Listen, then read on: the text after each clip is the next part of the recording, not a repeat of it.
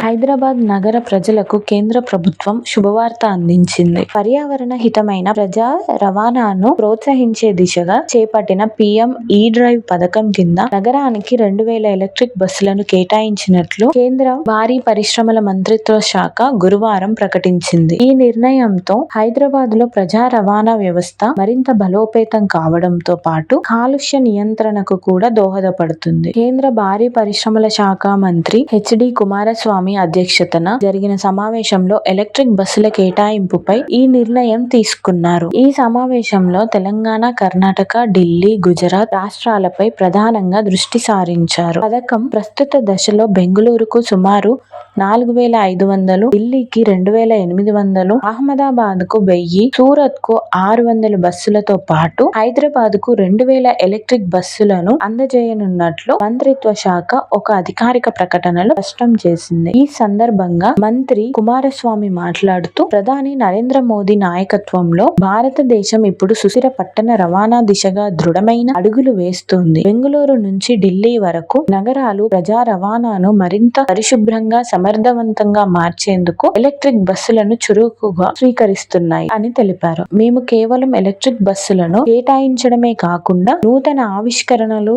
మరియు పర్యావరణ స్పృహతో భారతదేశ రవాణా వ్యవస్థ భవిష్యత్తును తీర్చిదిద్దుతున్నాం అని ఆయన వివరించారు. కేంద్ర, రాష్ట్ర ప్రభుత్వాల సమన్వయంతో పీఎం ఈ-డ్రైవ్ హామీని నెరవేర్చేందుకు కట్టుబడి ఉన్నామని కుమారస్వామి పేర్కొన్నారు. పీఎం ఈ-డ్రైవ్ కార్యక్రమం ద్వారా ఏప్రిల్ 2024 నుంచి మార్చి 2026 వరకు 2 ఏళ్ల కాలంలో రూ.10,900 కోట్లు మొత్తం ఆర్థిక వ్యయంతో 14,028 ఎలక్ట్రిక్ బస్సులను అందుబాటులోకి తీసుకురావాలని లక్ష్యంగా పెట్టుకున్నారు. ఈ పథకం ప్రపంచంలోనే అతిపెద్ద జాతీయ ప్రయత్నాలలో ఒకటిగా నిలుస్తుందని, సకాలంలో బస్సుల పంపిణీ, కార్యాచరణ సంసిద్ధత మరియు భాగస్వామ్య రాష్ట్రాలతో వ్యూహాత్మక భాగస్వామ్యాలకు ప్రభుత్వం కట్టుబడి ఉందని మంత్రి తెలిపారు. ఈ పథకం కింద డిమాండ్ ఇన్సెంటివ్ ను పొందేందుకు ఈవీ కొనుగోలుదారులకు ఈ వోచర్లను కూడా భారీ పరిశ్రమల మంత్రిత్వ శాఖ ప్రవేశపెట్టింది. అంతేకాకుండా పీఎం ఈ-డ్రైవ్ పథకంలో భాగంగా ఈ అంబులెన్స్లు, ఈ ట్రక్కుల కోసం కూడా చెరో రూ.500 కోట్లు కేటాయించారు. రోగుల సౌకర్యవంతమైన రవాణా కోసం ఈ